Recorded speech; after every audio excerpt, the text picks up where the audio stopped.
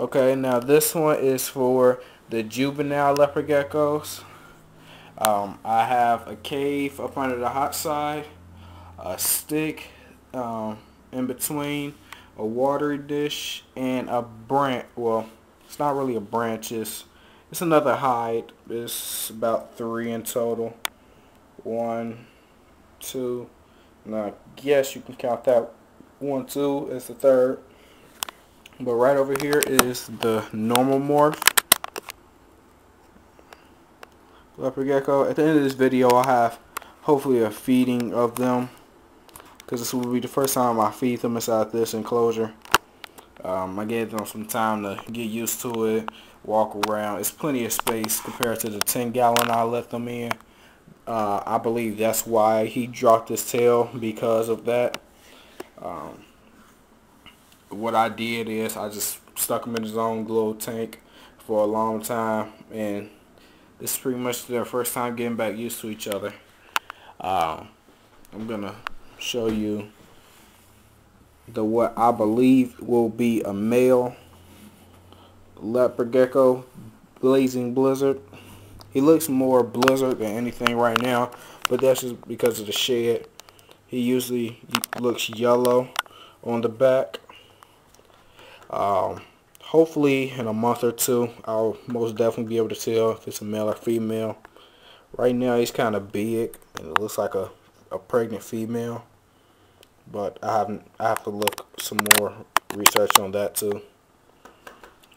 I usually look up for new information every month just to stay fresh on everything. Read lots of different books.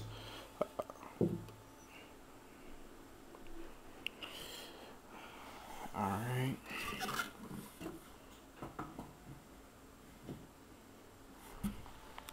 Over here is my green anole cage. He's just in a small little a large critter carrier. Just have some normal branches, artificial plants, dirt as a substrate. And as for feeding for him, I haven't found the perfect insect for him. He really doesn't like to eat, or he just doesn't eat while I'm standing near him.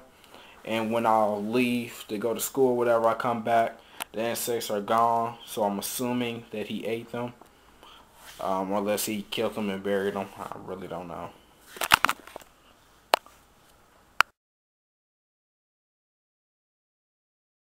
Next is my female adult leopard gecko, Morph High Yellow. She is in a standard 10-gallon tank.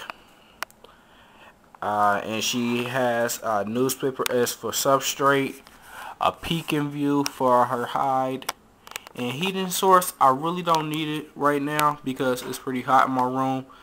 Daytime, it gets to pretty much 90 degrees in my room, and as for night, I think it's about 75 degrees.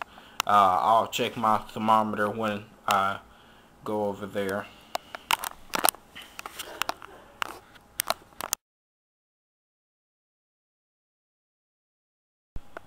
Next is my adult male leopard gecko.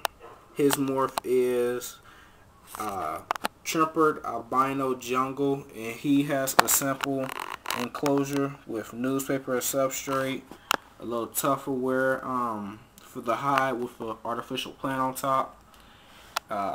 He also, I don't have heat on because I really don't need it. I'm only using the heating source for my my smaller animals, pretty much. My young animals that still need to grow, and I'm just using that just to make sure they don't develop a bone disease, which one of mine do.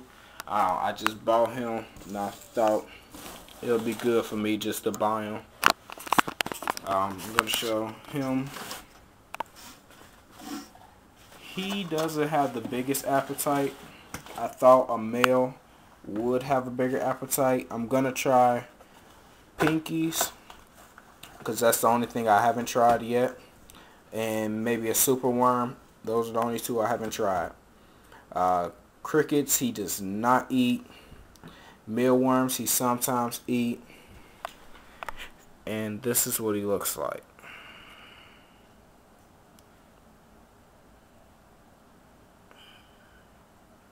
Pretty nice coloration. His tail, it's not as big as when I first got him, but it hasn't gotten that small since. I had him for about going on 4 to 5 months now, and if he was really starving himself, his tail will be a lot smaller.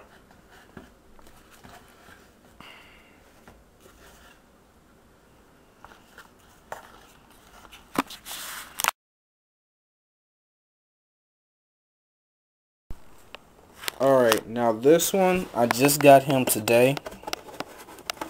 This is a baby leopard gecko, morph normal. I just got him from PetSmart. I know it's not great to go to PetSmart and get any type of animal really, but I decided mine as well.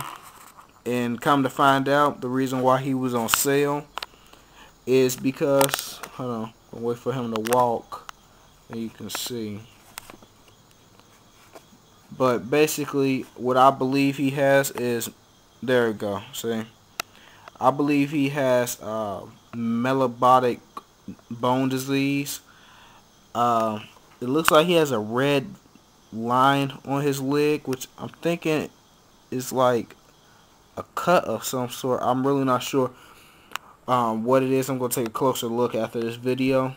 But when I seen him inside of his enclosure, he had to have at least 60 large crickets, which were half his size, and like maybe 10 small crickets that he would have been able to eat.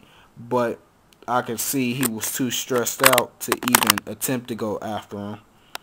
I didn't see a very good heating source, even though inside the store it was pretty warm, but it's snowing outside and he needs more heat. Everything else around the enclosure, he had decorations and good substrate. He wasn't on sand or anything, but it just wasn't good for him. And I'll be surprised if he makes it to adulthood. I hope he does, but I don't think he will. It's really not a lot of waste of money, because I waste my $23 on a new animal instead of someone just starting off with reptiles and end up having something that dies within a month. And they end up thinking it's their fault or don't trust the buyer anymore. But I have him in a simple enclosure. For the substrate, I use newspaper. I have 3 rocks in here, which get pretty hot when I turn on the heat lamp. They're not heated rocks, they're just normal rocks, but because of where I place the heating lamp, these rocks heat up, and then the leopard gecko will sense that heat and then lay on them, get the belly warmth that he needs.